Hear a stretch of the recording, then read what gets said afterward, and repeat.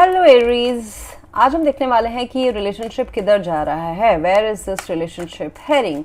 ये जो रीडिंग है ये sun, moon, rising and Venus science के लिए है।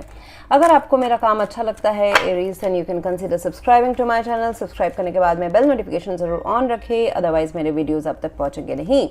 अगर आप में से किसी को पेड पर्सनल रीडिंग करानी है, या फिर आप डिफिकल्ट टाइम से चल रहे हैं तो ऑरा हीलिंग करानी है, या फिर आपको फुल लाइफ का प्रेडिक्शन रिपोर्ट चाहिए, हम आपका प्रेडिक्शन रिपोर्ट ऑरा स्कैन करके रिपोर्ट बनाते हैं कि होल लाइफ में क्या होने वाला है। और अगर उसमें हमको निकलता है कि ब्लैक मैजिक है, डार्क एंटिटीज़ हैं, या फिर एंसेस्ट्रल कुछ आप बैगेज कैरी कर रहे हो जिससे आपका ग्रोथ रुका हुआ है, so all the remedies are given free of cost in that package itself. So that's how it is, and you can watch the page called book appointments मेरे वेबसाइट में. वहाँ पे आपको सारे details of all the services मिल जाएंगे. So कहीं ना कहीं मुझे दिखाई दे रहा है एरीज सेट आप दोनों के बीच में ऐसा हो सकता है कि एक re giving chance to this connection ऐसा वाला हो सकता है. ओके, सो कहीं ना कहीं आपके जो पर्सन है वो थोड़े से हर्ट हो सकते हैं. उनका सेल्फ रिस्पेक्ट शायद से थोड़ा सा आहत है. यस, सेल्फ रिस्पेक्ट, बाउंड्री, या फिर कम्युनिकेशन या आर्ग्यूमेंट होना किस कुछ बात में, या डिसएग्रीमेंट होना, वो शायद से उस वजह से होता है ना. मतलब ओपनली नहीं दिखा के, ओपनली अपना मन मुटाव नहीं दिखा के, थोड़ा सा गंभीर तरीके से शो करना कि मैं तो नाराज़ हूँ, ऐसा वाला हो सकता है. एंड बहुतों के लिए ऐसा हो सकता है कि ऑलरेडी एक मिसकम्युनिकेशन या फिर एक कम्युनिकेशन थोड़ा सा बिगड़ा हुआ है, जिसमें किसी का सेल्फ रेस्पेक्ट या ईगो या बाउंड्री तो हर्ट हुआ है. किसी को कुछ वर्ड्स किसी को चुभे हैं, या आप हो सकते हैं या आपके पर्सन हो सकते हैं, एंड किसी चीज़ से वो नाराज़ हैं, ऐसा हो सकता है. एंड इसलिए मुझे दिखाई दे रहा है कि your person is actually want to know, वो जानना चाहते हैं कि आप क्या सोच रहे हैं, आप उनके बारे में क्या सोच रहे हैं, आप क्या फील कर रहे हैं, आप क्या चाहते हैं. What do you want this relationship to be in the future.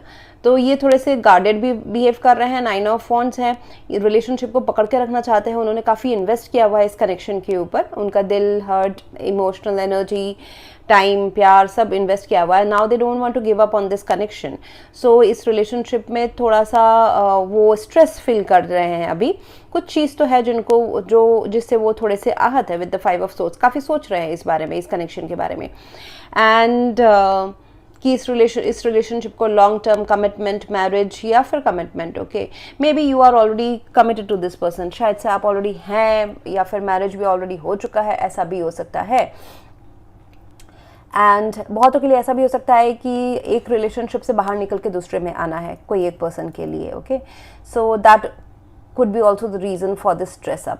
Otherwise मुझे आप दोनों के बीच में एक कम्युनिकेशन गैप दिख रहा है, मिसअंडरस्टैंडिंग दिख रही है, किसी का वर्ड्स किसी को चुभे हैं. एंड किड्स ऑल्सो, अगर जैसे मैंने कहा कि एक रिलेशनशिप से बाहर आके दूसरे रिलेशनशिप में आना, ऐसा भी हो सकता है कि one of you is married and there is a mother और फादर इन्वॉल्व, कोई चाइल्ड भी इन्वॉल्व है, ऐसा भी हो सकता है. तो थोड़ी सी जिम्मेदारियाँ या फिर एक ऑफिशियल डिवोर्स प्रोसेस के बाद में कोई कनेक्शन बनना.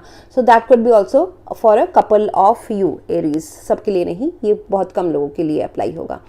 एंड इंटेंशन तो उनके है कि इस रिलेशनशिप को पकड़ के रखना है, क्योंकि वो ऑलरेडी बहुत इन्वेस्ट कर चुके हैं. बट ओपनली कहे कि कम्युनिकेशन अभी आएगा उनका, it will come, but still I feel like वो स्टॉक कर रहे हैं, जानना चाहते हैं बिना कम्युनिकेशन, बिना अपने साइड से ऑब्वियस करके वो जानना चाहते हैं कि आपके दिल में क्या चल रहा है. सो इस रिलेशनशिप को एक अपलिफ्टमेंट चाहिए, अपग्रेडेशन चाहिए, उस स्टेट पे ये आया हुआ है. And there is growth.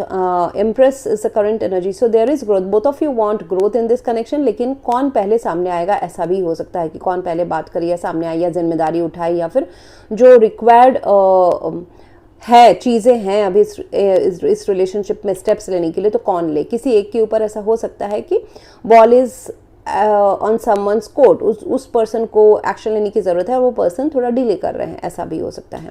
आपके साइड से मुझे एनर्जी दिखाई दे रही है Aries that you want to listen to your heart. आपका जो सोल है वो बोल रहा है कि इस कनेक्शन को एक चांस दिया जा सकता है. इस कनेक्शन को तो नहीं, सही किया जा सकता है. चांस ऑलरेडी है. दिस इज ये कनेक्शन कहीं नहीं जा रहा है. It is there in your life only. So it is not like कि कुछ के लिए हो सकता है, बहुत कपल ऑफ लोगों के लिए कि ये रिकंसिलिएशन वाला चीज़ है, बहुतों के लिए एक डिप डाउन के बाद दोबारा ग्रोथ का फेज दिखाई दे रहा है। So with the judgement card कुछ ना कुछ सही करने की ज़रूरत है इस रिलेशनशिप में, अदरवाइज ये रिलेशनशिप सफ़र होगा। एंड आपके इंटेंशन में है कि ये अभी बैलेंस होना चाहिए, मतलब जो गिव एंड टेक है between both of you, it should be balanced. So कहीं ना कहीं एक कार्मिक जस्टिस या फिर प्यार में जस्टिस या रिलेशनशिप में जस्टिस की यहाँ पे बात हो रही है।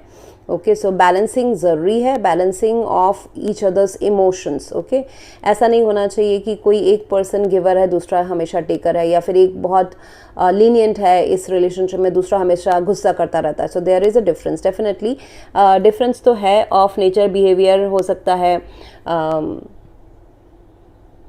कमिटमेंट हो सकता है, यस कुछ ना कुछ तो है। एक ऑफिशियल चीज़ें भी हो सकती है डिफरेंस में, या फिर नेचर बिहेवियर इंटरनल चीज़ें भी हो सकती है। हर किसी के लिए डिफरेंट रहेगा। आई वुड नॉट गो बहुत ज़्यादा उसमें हम डिग नहीं करेंगे, क्योंकि मैं हज़ारों लोगों की एनर्जी से कनेक्ट कर रही हूँ, सबके लिए अलग अलग कुछ चीज़ें ही रेजोनेट करेंगी। हम लोग पेड पर्सनल रीडिंग में एकदम सटीक बोलते हैं, क्योंकि एक ही पर्सन की एनर्जी से हम कनेक्ट होते हैं। सो यहाँ पे मुझे दिखाई दे रहा है कि it will be good if थोड़ा सा एक दूसरे को टाइम दिया जाए, जो कि आप दे चुके हैं, कहीं ना कहीं दिख रहा है मुझे।